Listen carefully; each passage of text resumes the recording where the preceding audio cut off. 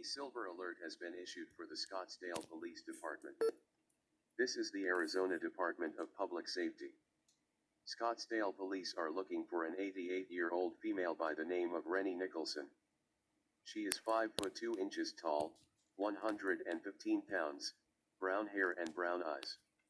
Clothing description is unknown. She was last seen in the area of State Route 101 and Raintree in Scottsdale.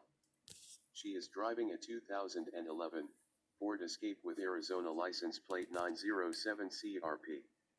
If you have contact with the silver alert, please call 911. Monitor TV and radio for updates.